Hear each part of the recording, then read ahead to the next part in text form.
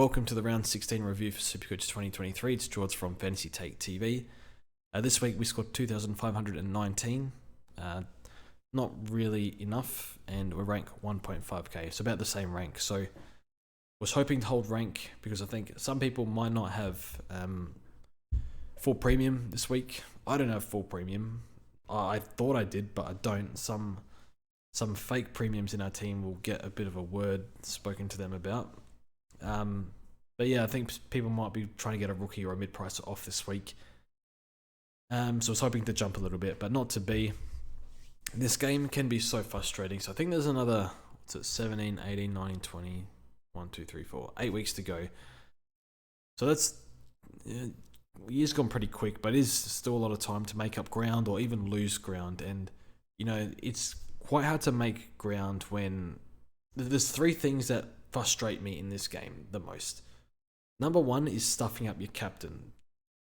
Why would we captain Laird over Bont? I don't know. And we are done with captaining Laird. We haven't captained him for about 3 months. I think we captained him round 1 and 2, maybe round 3 or something. But since then, no more. Because I thought he was uber premium, top 3 or 4 mid. I'm not sure that's the case. I think, the 50 captain in round 1, now the 80 captain when, we got players going 150s, not good enough. And yeah, he's banned from the captaincy armband, so he's not wearing the armband ever again. Number 2 thing that I hate in this game is anti-potting good premiums, or, the top end guys that kill you every week. If Christian Petrarca is allergic to bad games, he will not have one. He's been 650k for what feels like 2 months. Just hasn't come down in price. You needed heaps of money to get him in. My last upgrade in the midfield was Butters. I think the DPP to cover will help me a little bit, but wish I could have Petrarca. No, I have Jack Steele, who, I don't know, every week I don't want to talk about Jack Steele, but he gives us something to talk about every week. So what am I supposed to do? Just ignore this giant hole in my team?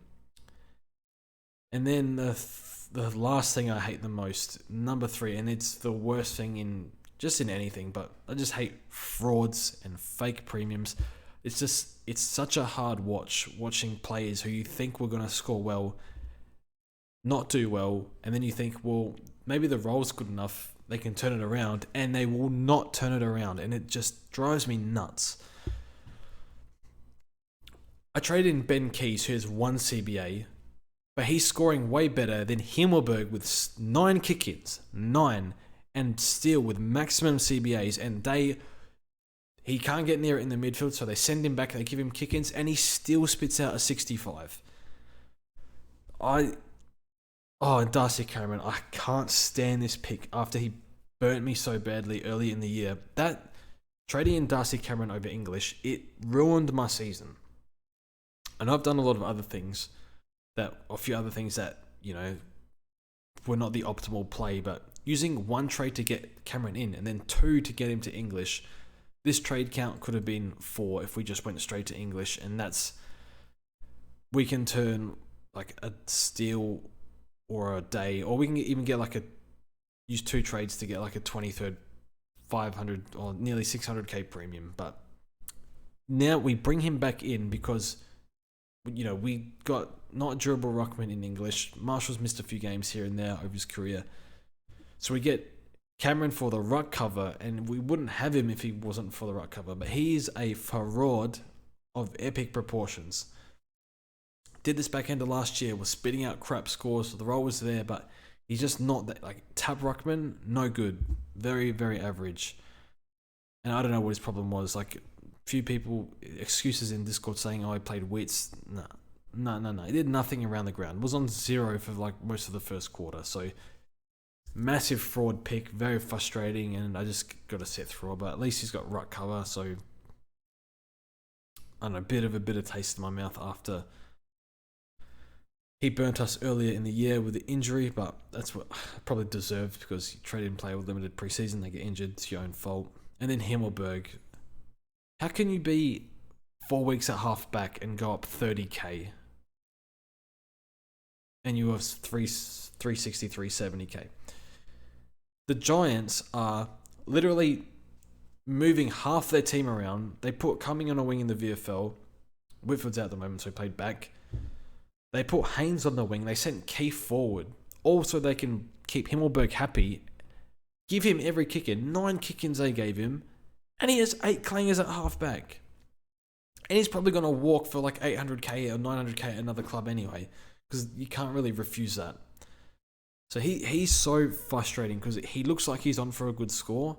And then he had 4 clangers in a row. 4. That's a record. Who does 4 in a row? Got caught holding the ball, kicked it out on the full. Simple 15-meter kick goes over his teammate's head. There's another one I can't remember. Infuriating own Himmelberg because the roll is there, the kick-ins are there, but he just finds a way to not score. Like, he must think, how can I lower my Supercoach score? And there were times where I think he was on 60 at one point, and then he went all the way down into the 40s from 60, went back up into the 70s, and then went down to the 60s again just by so many clangers. So why do I watch Fan Footy for when it's just torture looking at that app sometimes? So maybe I should just watch football and relax. So yeah, not happy with Himmelberg. Get it together. Also, turn it up to the sushi place at North Park in Adelaide. On Friday, I had sushi there for lunch, and I was legit walking around for an hour trying to hold in spew, because I'm like, spewing gives me anxiety. So just copped it and just felt sick for ages. Just was walking around at work as well, by the way. So at least I was on my own. So just not in a good way.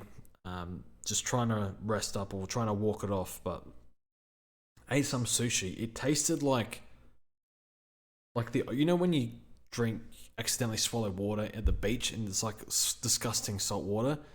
I had sushi that tasted like that. I just felt so sick. And I'm still feeling it at the moment. Like, I've got like mild headache, mild gastro symptoms all weekend. It's just absolute nightmare. So that has not put me in a good mood. So I've been mostly on the couch resting up all weekend. So not very productive weekend. But yeah, it's like North Park in Adelaide sushi place. I don't know the name. I checked it on Google. Like, who checks when you're just going for just walk past a sushi place? Like, Google reviews 2.8 stars. Like, how can you have a 2.8 star rating for a food outlet and still be open? Absolute shithole. And yeah, terrible. At this time of the year, there's not much to talk about in terms of like trade targets and whatnot, but I guess we'll go over the team. But yeah, I think these 4 defenders are the 4 you want, plus Sicily, and then you got your whoever else at D6. Probably Doherty or a Daniel. Even Sheasel would be not too bad. I know he had a poor ratio. I think Weddle as well is decent cover, but it's just a waste of money. 350k that we can't cash in, so that's very annoying, but at least he's cover. Probably won't even need it. Apart from Day, these guys are Stewart as well, I think usually play most games. Midfield, yeah, Laird, BC Dunkley subbed off, picked the wrong one. So I guess Dunkley was probably the right VC. The safe VC anyway, probably should have, I don't know, if you play the fourth quarter, it's probably like a 130, 140, but subbed off, and then we stuffed up the captain. So lots of good options here in the midfield. Merritt just gets it done every week, so he's 650 now, so 117 average. Just curious, where's he on the midfield averages? He'd be pretty high. He's an M8, but it's including Dunkley and Dacos in English. Oh, so it's M5 basically. For mid only, he'll probably overtake Libba.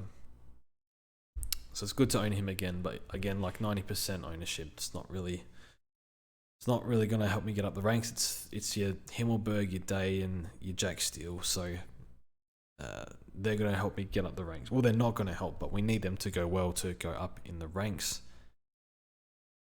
We got Rosie in the midfield just because, 7 forwards.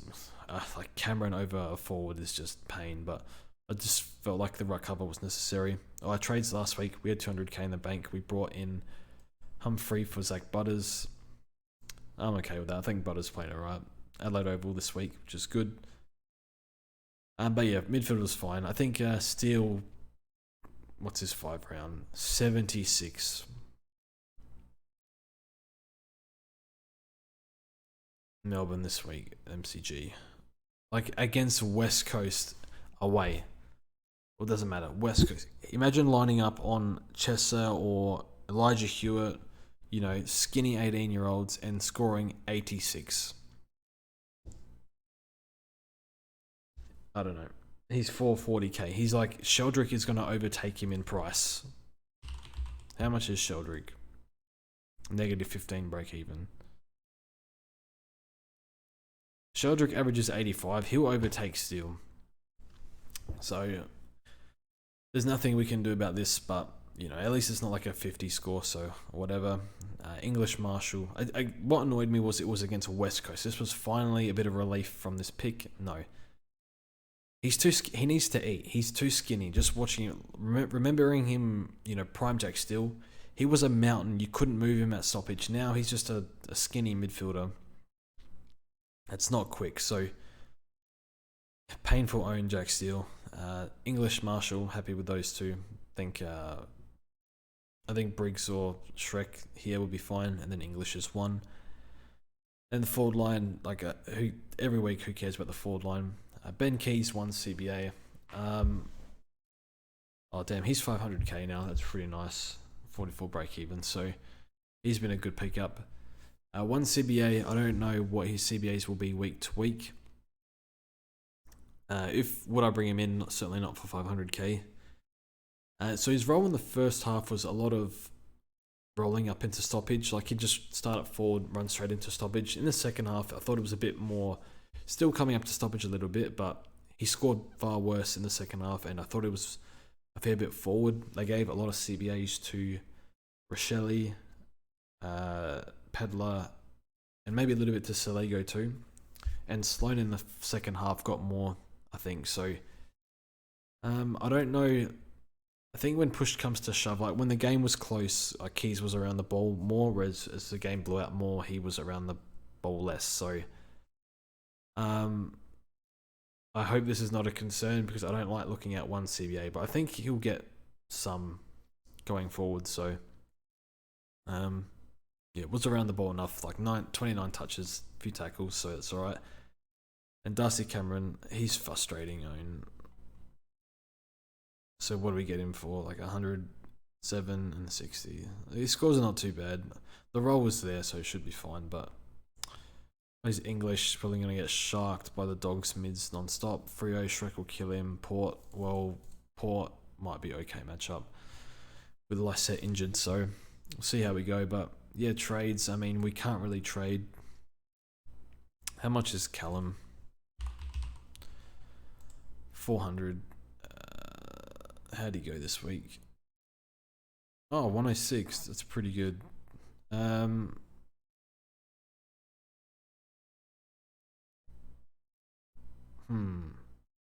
What's MJ break even?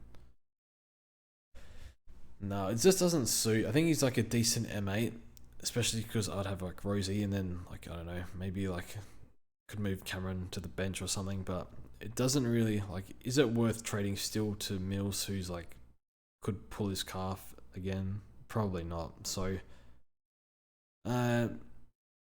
he looked alright, Mills. I don't trust this coach though. Like Warner's out at the moment, so I think he should be in the midfield though. So yeah, don't know.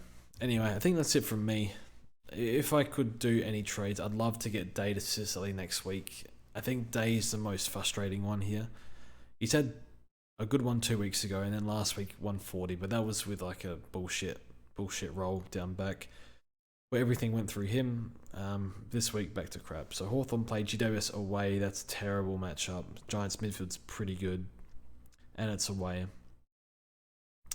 Himmelberg should be okay matchup for him. Steele, who does he got?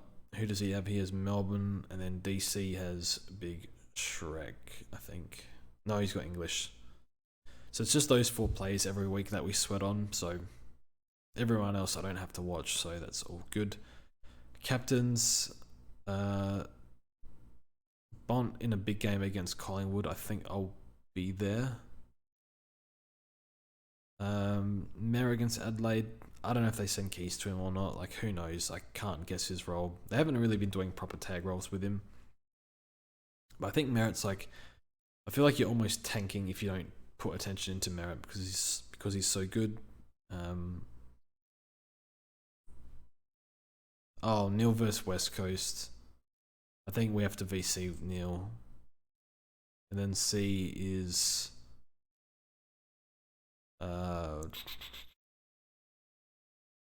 it's probably Bont into Neil. But I think Neil against West Coast will score more, so maybe we should VC Neil. So it'll be Bont, Neil, or someone else. Honestly, don't know who. I'm done with the Laird captain. Could even be Dacos VC. It might be Dacos into Neil. I think we'll do that, but we'll see. Let me know what your captains are. I think it's important to nail them. You can't be doing 80 captains back half of the year. Just give up 50 points for no reason. But that's all from me. Thanks for watching, and we'll see you guys in the next one.